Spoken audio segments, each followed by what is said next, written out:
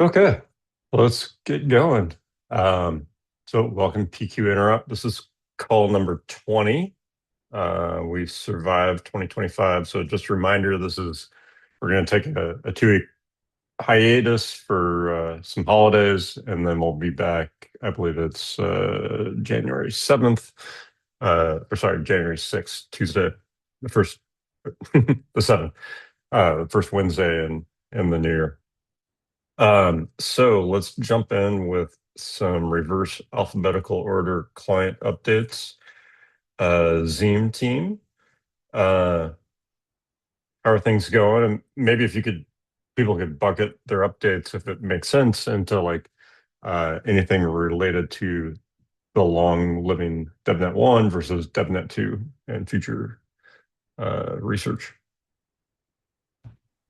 Yeah, I will. So the update has been that the Ansible PR for long running DevNet on multi nodes cluster that was merged, and Partha has been experimenting on that. He has been facing some issues which we are trying to figure out and debug. And for the local DevNet, I think Katya got some success running it till 70K slots, after which basically I think the performance deteriorated, and which basically seems to stem from the state size that gets big because we don't do any justifications map pruning that we have in the state, and for that we will raise a spec PR as well as then the clients can uh, do the implementation, because that will basically enable clients to clean up the justifications map that is in the state whenever finalization is advancing or justification is advancing. So that is something that we need to do. Apart from that, other things that we have identified is that we also need to prune our state memories, the basically cache states that we have once basically finalization is advancing. So some of the so basically all these uh, efforts have brought into focus some of the things that we need to do for making sure that the clients can run long. So that is something that we are focusing upon. And apart from that, for DevNet 2, so there was a PR that got merged by Anshul, which basically does attestation aggregation. So this is the first step, and the second step is to actually integrate the lean VM, which he was facing some issues, but then we decided that maybe we do the lean VM integration PR in the production config mode, because the test mode lean VM is, I think, throwing some error with regard to sizes, because obviously they won't match. So in that regard, I think uh, we are making progress.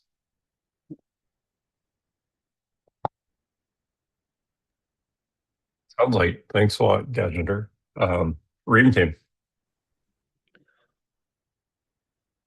Yeah, so two main things on PQDevNet for Ream. First, so with the signature aggregation spec PR that got merged by Anshaw, we are updating our code base reflecting that.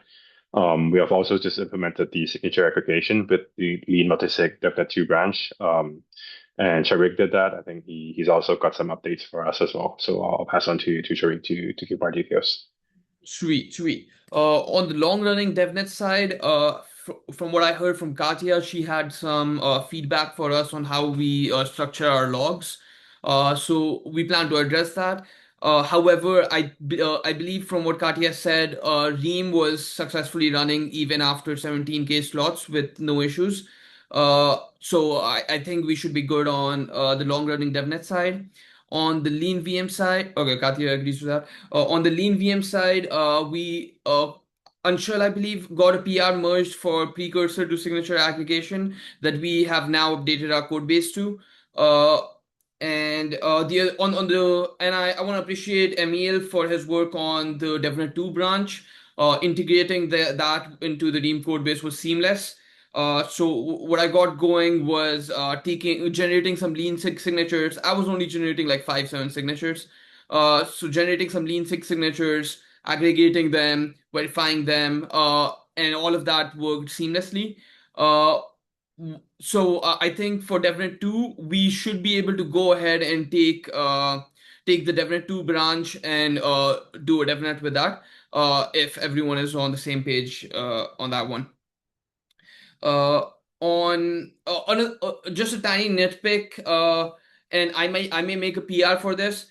In Ream, what we like to do for our GitHub dependencies that are linked to like a GitHub repo, we like to link it with a revision, which is like a commit hash, just because it makes it more stable for like if there's any updates pushed to the branch instead of like branch or just like main. If there's any update push to main or branch, that does not affect our code base. So I'll make a PR to lean multisig to lock all the GitHub dependencies to the revision instead of branch. That is our update. Thank you. Oh, awesome. Thank you. Clean team. Yeah, hey everyone. Yeah, on our side, yeah, we've been working. Yeah, basically, during last week, yeah, there was a question like whether we support sync, and yeah, we actually were testing whether clean is stable for that because yeah, we had some yeah, it was working for .NET 0, but we was not checking if it's still stable. So yeah, we discovered some bugs and fixed them. Yeah, I updated Clean Quick Start repo with the most recent clean version, which has the fix for that. Also, thanks for Katya, we introduced the PQ signature metrics and updated attestation metrics with labels. Yeah, also, yeah, just getting started with lean multisig, just writing bindings and yeah, so that it's easier to add into clean for DevNet 2.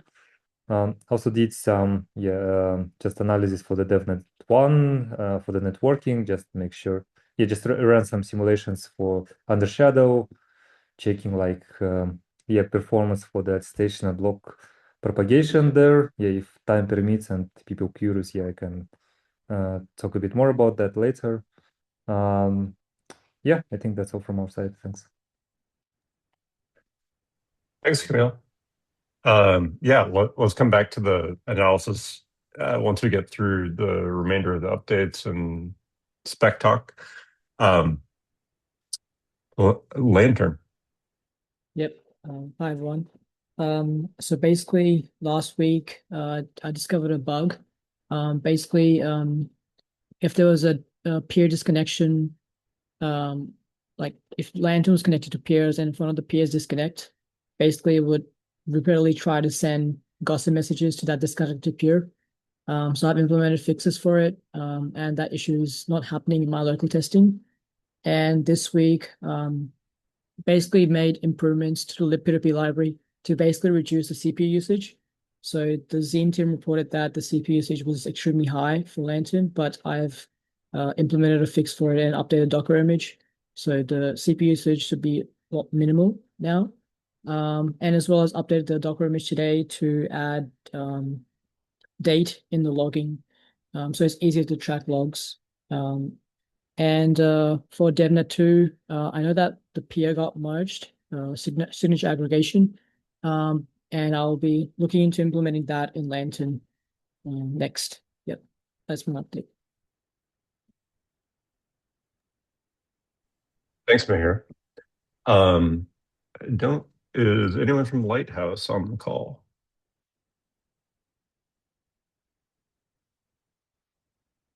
Okay. Grandine or Etherex? There's a lot of teams that have been signaling interest in, they're at various states of building a lean client, and just to make sure we're making time for everyone. Okay, great. Nipur, I dropped a note in the chat. I believe it was you that was working on adding issues to the PM repo and project board updates. I'm happy to share my screen. I don't know if there's anything that you want to talk through there.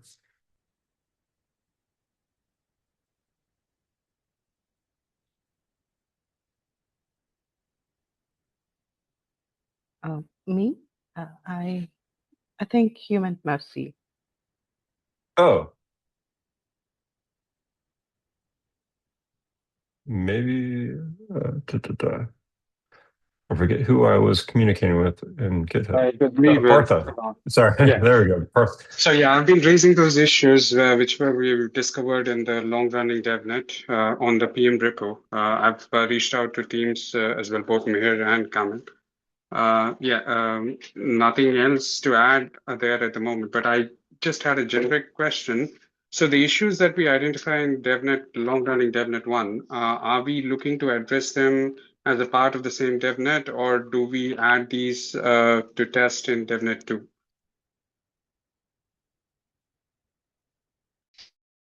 I think we should test them in DevNet 2 just because we froze the spec for DevNet 1. But like we can include them if other teams want to.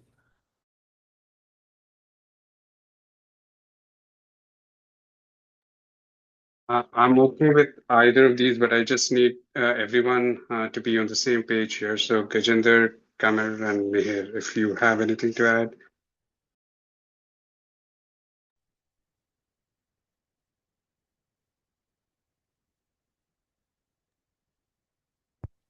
Sorry, can you describe the issue again? The issues that we identify right now in the long-running DevNet, do we fix them and test them in DevNet 2, or do you want to address them even before we commence testing of DevNet 2? And if the issue is regarding peer connections and stability, then yes, we should address them right away. I mean, Okay, so we can do this on a case-to-case basis, directly discuss these on the GitHub issues that are being reported. yep, right. And also, I think we should also try to put the spec PR for cleaning up the state so that state also stays small. So, I mean, if we can put up the spec PR soon enough, then before DevNet 2, we should also try to test it out as well across all the clients. Because before moving to aggregation, we should basically get to a point where all clients can run stable in a stable mode for a long amount of time.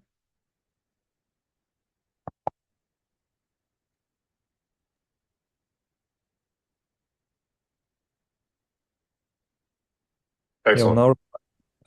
Just as was written in some chat, we had some issues with out of memory. With fixing that should be fixed like, I don't know, in a week or 2 weeks. Basically, we were not using any persistent stores so far, so we're just introducing this now. Shouldn't take too long, but want to make sure it's kind of stable.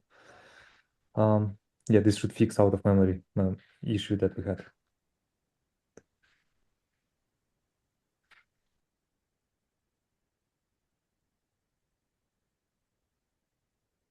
Great. Moving forward to spec updates. Emil, there was, I think, some work that was being done recently on Lean VM. Maybe start there. Yes, sorry. What is the question? Sorry. Just curious if you wanted to share any color or add any updates regarding Lean VM work.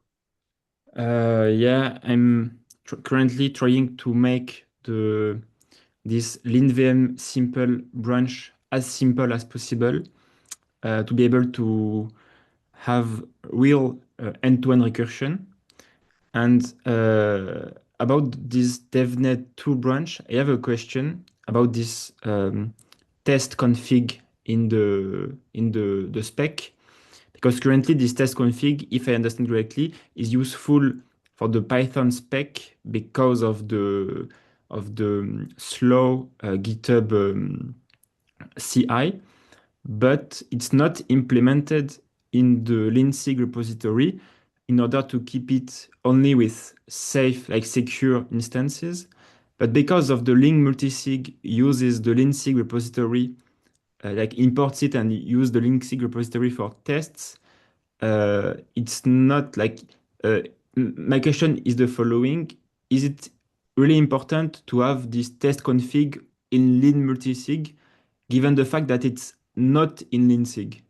So if it's really necessary, I can totally do it using like some kind of fork of lean sig, etc. But I'm not sure if it's really necessary because it's not the test config is not in lean sig.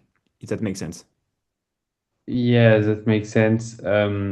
Yeah, indeed, like we have in the spec this test config because first to run the PyTest, so just the test to verify that XMSS is correctly implemented, and other PyTests, we need the test config just to generate the key and stuff because if I don't do that, then I need to test. I cannot really test the keygen function because if I use the production configuration inside the keygen function, I simply cannot test because it will take like 2 or 3 hours, especially in Python.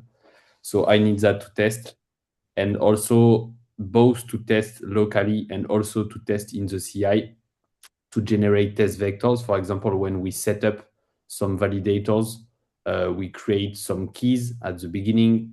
And so right now what we do is that we just read the keys from a JSON file. But if we choose to do that via the production configuration, first you will have to read like a huge JSON files, so like hundreds of megabytes. So this will take like a couple of seconds just for the deserialization. And if you want to advance a bit in time to test, for example, like long slot stuff and what's not, then you need to advance the Merkle tree a bit, and that is also not possible with the production configuration in a reasonable amount of time. That's why we have this. On the lean-sig repo, we already have a small test config, let us say. I tested that in the lean spec, but this is not small enough, meaning that even with that, the whole test framework could last like 10 minutes or something like that. And if we do like 10 minutes for each CI, this is completely a no-go. So of course, I am open to change the parameters there of the test config if we want to adjust, maybe find like a balance or anything. Of course, this is reasonable, but I think that we should keep that here. Then not necessarily we need to integrate that into lean-sig. I don't know. Maybe for homogeneity, let us say, or maybe not. I don't really know. But I think that in the spec, this is unavoidable. Sorry. Otherwise, like we will simply cannot be able to test. So this would make like the testing not practical, especially locally, because when you are looking for a bug and when, for example, you want to run like a given test vectors like hundreds of time within 1 hour, then this is impossible to run with a prod config. Does that make sense?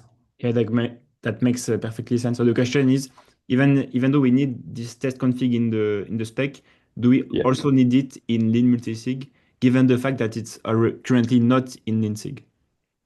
Yeah. Maybe we need to check in lean-sig if we can add such a small config, because in the past we added the small config already for testing purpose, but we found out that for Python this is not small enough. So maybe we should add in lean-sig the smallest possible config, let us say, and so that you will be able to import that from lean multisig. I don't know if Benedict is there and if it makes sense. Makes sense to me. Yeah, the ideal situation would be to find the smallest config that we can have.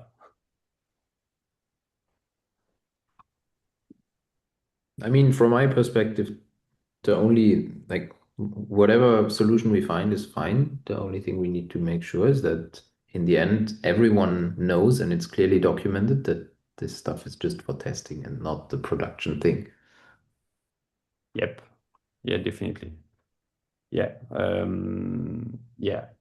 ideally in Rust, when we do that, we just put like a CFG test, but I don't think that this is a good idea for this specific case, because then this will not compile in without the CFG, and so UML, you will not be able to use that in your day-to-day basis on Lean. So probably what we should do is just to have like the smallest test config and just have like a documentation clearly saying that warning, this is not secure, and please don't use that for production.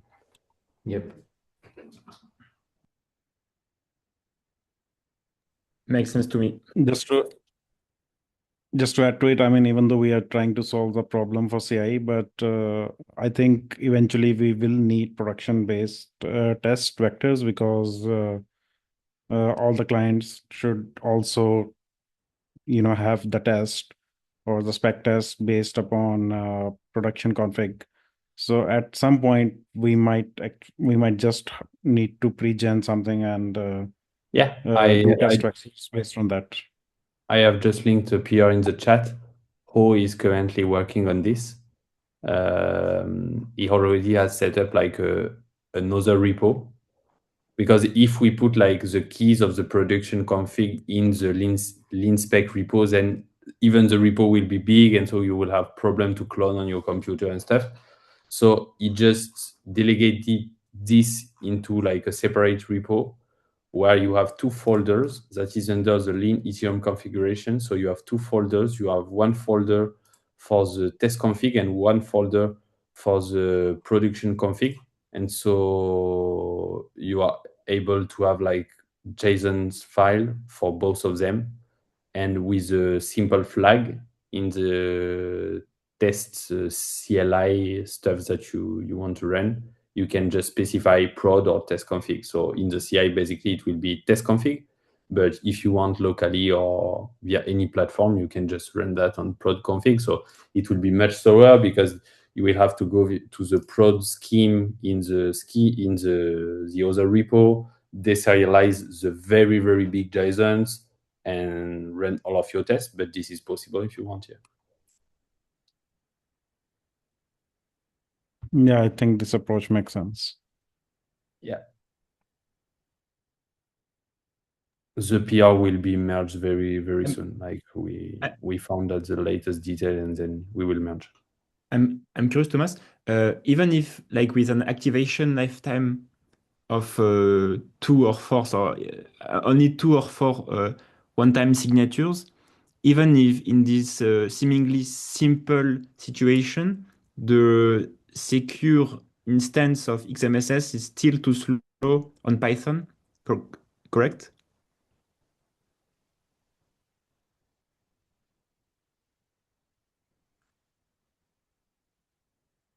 I think you're muted. Yeah, sorry. This, you mean when you advance the Merkle tree? I mean, like, couldn't we use the real XMSS parameters, but but we would only use a very small activation lifetime. So the XMSS in the tests would be valid for only 4 or 8 epochs. Yeah, I get it. There are two problems with that. The first is that even if we have that, I need to test the Python XMSS implementation. So I need to test the counterpart of the XMSS Rust, and so I need to test the keygen function. So somehow I need to have like a test configuration. That is one point. So in any case, even with that, I will need somewhere like a test configuration just to test my implementation of XMSS. But you are right, like for the test vectors, for the rest of the test, I could just use like the production configuration, set a small lifetime, and just do that so that the key generation will be reasonably small. And then I can just run that. But even with that, I think that even with what you are saying, like the JSON to deserialize are really big. And if we want to test a special config, because the goal of test vector is to test outsource of config, even edge config, if we want to move quite far in time, then we will need to move like the Merkle tree a bit, and with the prod config, this is very huge. You see what I mean? Okay, makes sense. Okay.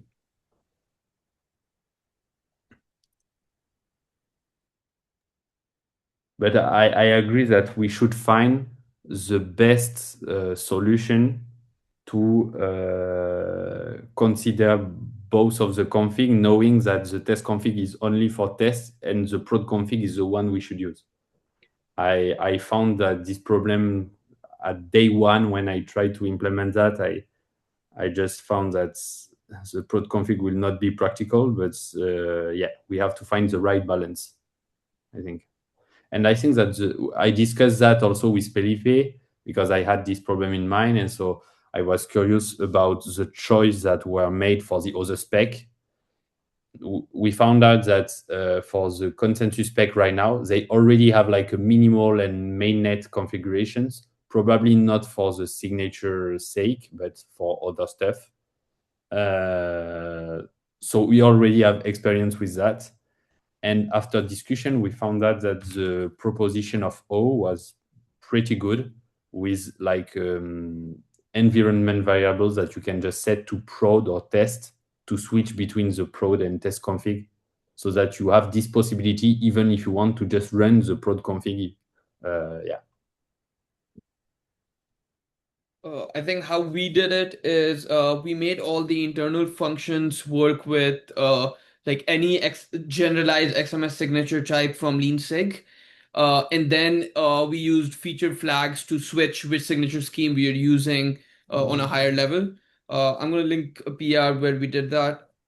So anyone can, like, at least for Lean multisig, that should work just straight out of the box. Yeah. For Rust, that is a pretty straightforward. You can even have like, yeah, exactly what you have, like a prod CFG and a test CFG, and you can just switch between the two. But in Python, you have to tweak a bit this because this is not as simple as this. Yeah.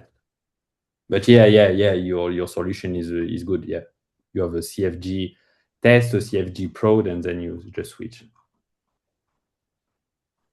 So actually, we don't even need to modify Linsig.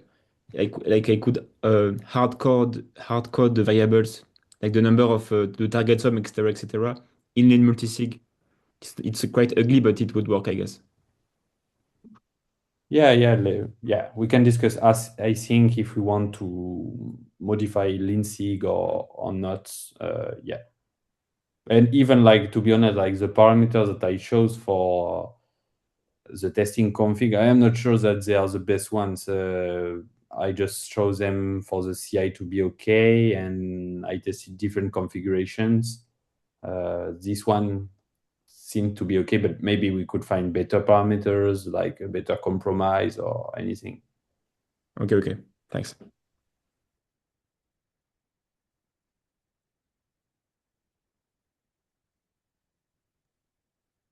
I just got done typing that, but I'll voice it over. Yeah, last week there was some discussion around design options and explorations with regard to the signature encoding and speed and security trade-offs for LeanVM. I don't know if there's any ongoing open discussions there that need to be touched on.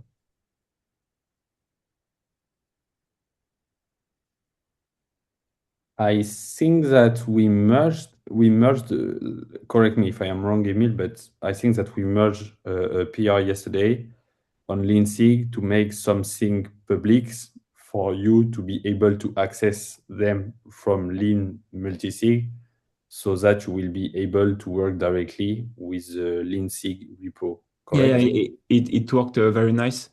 Now we like Lean multisig imports the official main branch of LeanSig, so it works fine. And I guess your question was about the encoding, and I think it's an area of research in which Benedict is active, and he has some ideas, but I think it's still like in the research phase. So there's some project where we are working on the encoding stuff, and I hope that soon we will have a draft out. and then we can start implementing it and tests and stuff. But this still takes some more time. And about the tweaks, there was another thing. I think there we had some progress, Emil, right? That sort Yeah, of yeah. the The not as tweaks. bad as you thought Yeah, initially. yeah. Because the thing which is really nice is that the tweaks are the same for all the signers. And so you can let the verifier write down the tweaks in the public part of the memory of the virtual machine. And this avoids the virtual machine to recompute the tweaks for each hash for each XMSS. And it makes it quite efficient. In the current DevNet tool branch, the program for verifying XMSS is quite slow, a little bit above 100 XMSS per second on my machine, which is like 10x slower than the target for various reasons. One of which being that the program is not optimized at all. Like there is not a loop unrolling, and also the precompiles are not customized for the XMSS, and a lot of uninteresting technical reasons. But in theory, I just want to say that in theory, we could, like with non-trivial but small modifications, get to maybe 400 or 500 XMSS per second on this branch. But hopefully, we'll be able to reach the 1000 XMSS per second on the LinVM simple branch, and to have at the same time recursion and fast XMSS. I hope.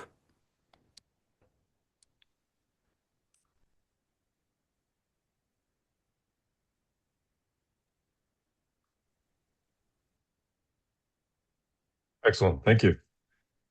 Thomas, I saw you post an update about PY significantly faster than MYPY.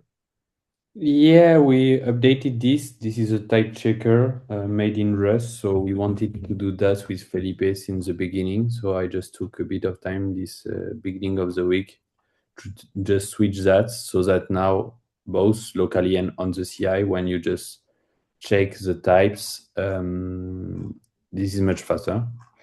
And so we also modified a couple of things associated.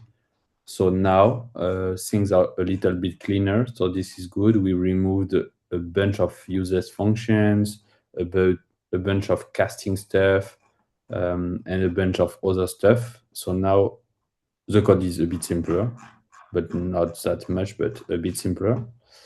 And as I just mentioned just previously, we will also soon merge the PR of O, which is pretty nice, because this had the ability there to just switch between the prod and test config very easily, just via a flag in the CLI.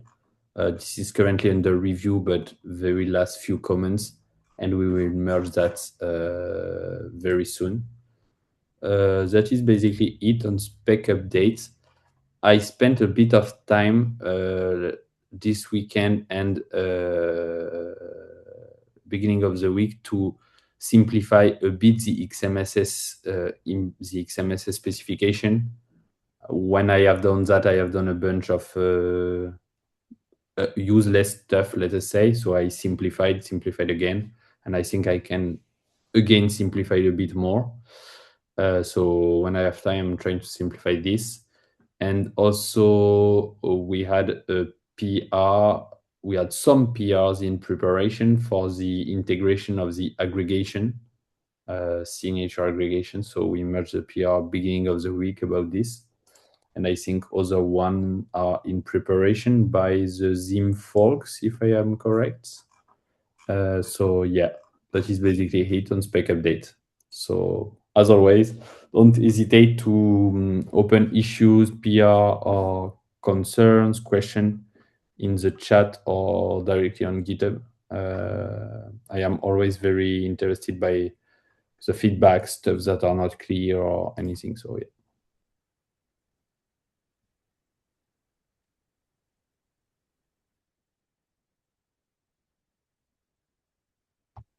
just to add, hopefully by Friday we will have a PR to actually integrate LeanVM and use the aggregated signatures, even though it will be based on the production config and might not actually run on CI for lean spec, but we will have that, and we can basically discuss it and finalize it.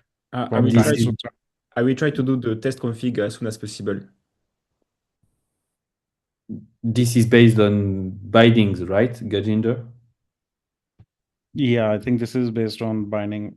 Still has a conflict for this particular time slot, so he's not here, but yeah, he's Yeah, sort of it. no problem.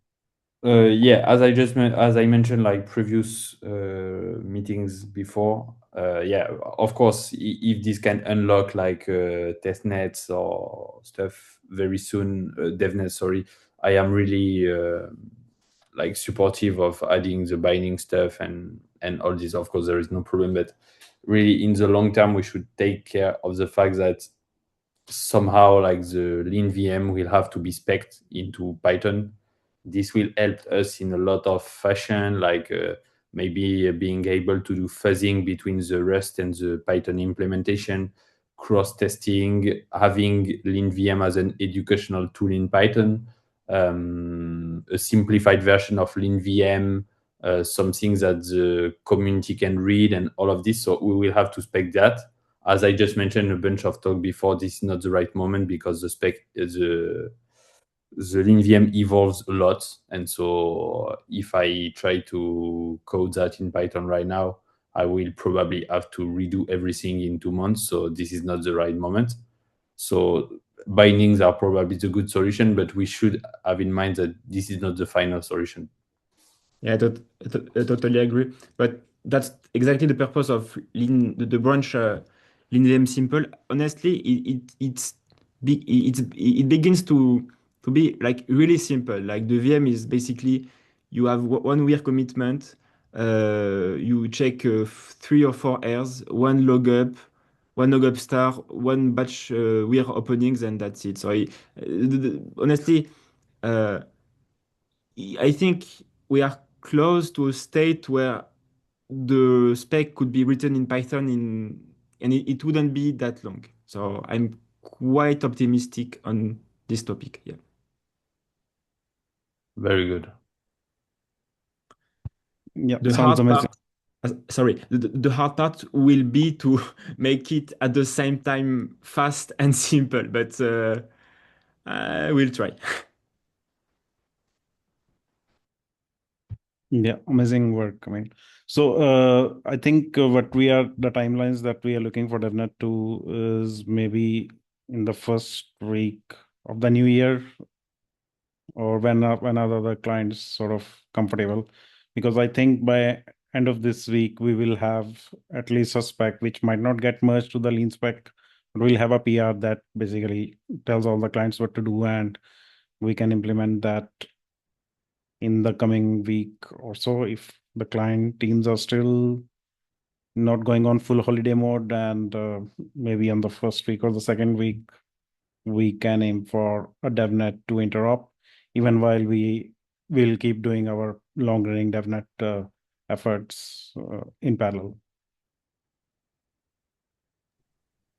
Yeah, we should be good for that.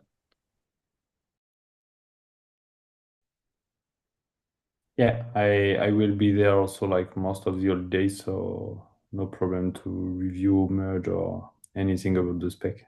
Yeah. Amazing.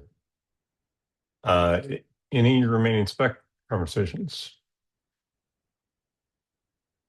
Nope. On my side, that is okay. Yeah. Was there anything on the metrics or monitoring side? Yes, hello everyone. So this week I've been working on the setting up metrics and all the stuff for monitoring, like Prometheus and Exporter. And I'm pretty happy with the results actually, because I could see the DevNet 1 on the summary dashboard, and it help to quickly detect where we lost finality. So thank you for all the teams for collaboration. So we are in touch to discuss logs and metrics. And just quickly a reminder about the peer connection metrics. They would be really helpful because we have a lot of these events, disconnect events. Just for investigation, the issues, pretty helpful. I think like the bandwidth is not the hot topic, but connection, disconnection is important. So we can easily investigate this. If you have resources for this, that would be really helpful. The metrics setup will be finished soon, I guess so. So I'm currently working on storing the metrics on the server side and setting up everything. So I guess next week everything will be ready. Thanks.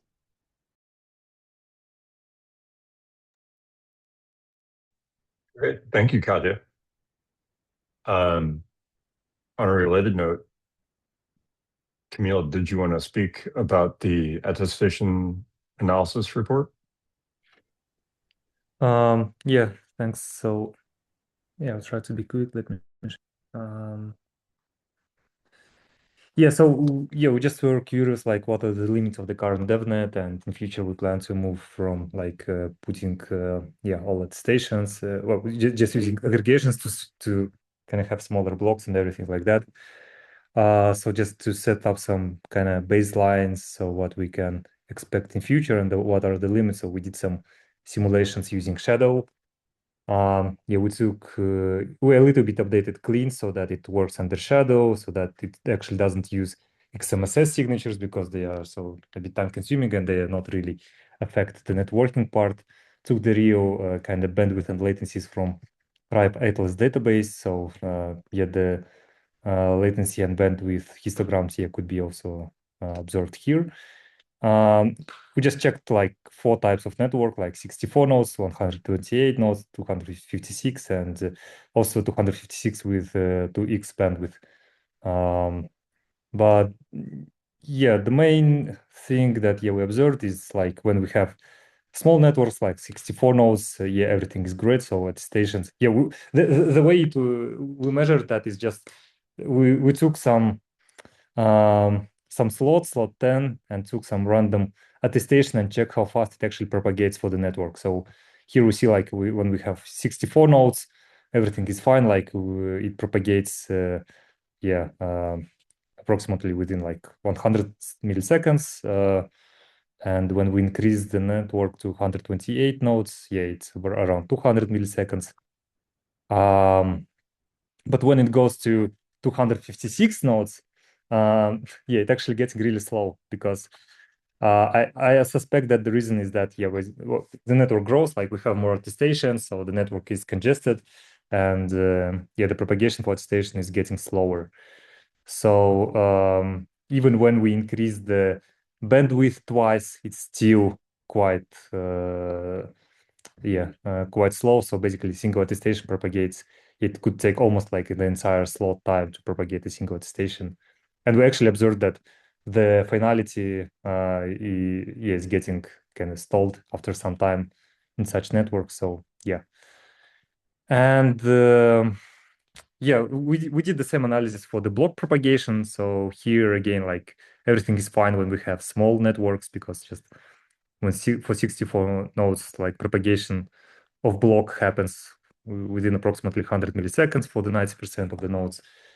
And then for the larger network, it's like around 160 milliseconds. And for larger networks, like 256 nodes, yeah, the block propagation is really slow, like more than the time for the slot. So yeah, basically we can say that current limit for the DevNet 1, yeah, it should be like approximately 128 nodes. And when it becomes 256, yeah, basically the network is getting really, really slow. So yeah, that's just, as I said, like baseline. In future, we have when DevNet 2, I'm pretty sure like everything will get much faster. But yeah, that's the situation right now. So yeah, when we have DevNet 2, we will kind of create the same report and yeah, compare the numbers. Thanks.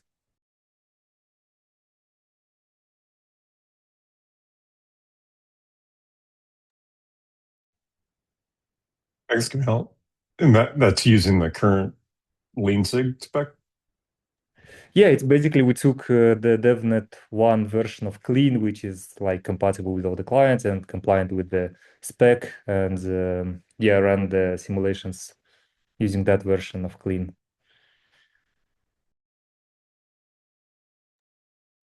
And so remind me, how many nodes are in the long-running DevNet? I suspect much less than 64. Okay. What was your question? How many nodes are in it? They're just four. Yeah, just 4. Okay. Yeah.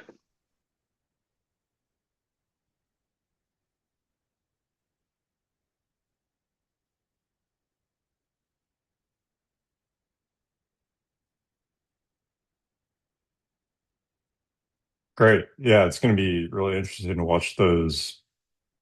I'm assuming, will you continue to do those, like a similar analysis with each of these subsequent DevNets?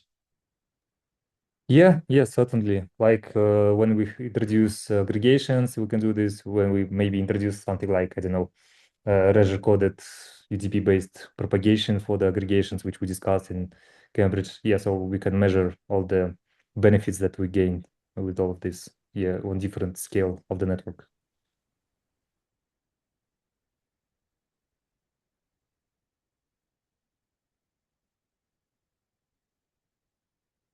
Great. Any remaining open discussion items that anyone wants to touch on?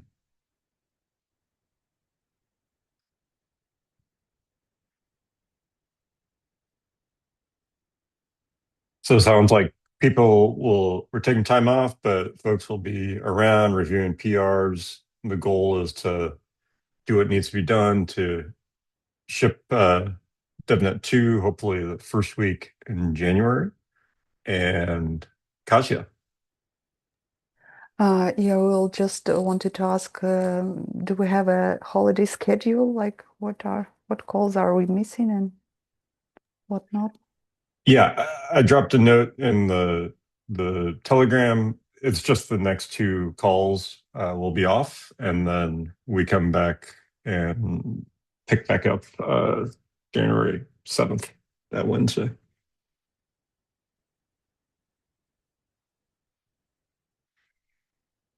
Okay. Well, have a great holiday break, rest of your year, beginning of 2026, and we'll see you call number 21 in January. Have a great one, guys. Have a Merry Christmas and a Happy New Year. It's Merry Happy honestly, Christmas, holidays. guys. I have no Merry idea. Christmas. Everyone. Thanks. Thank you. Bye. Bye, Thank you, guys. bye. See you around. Bye.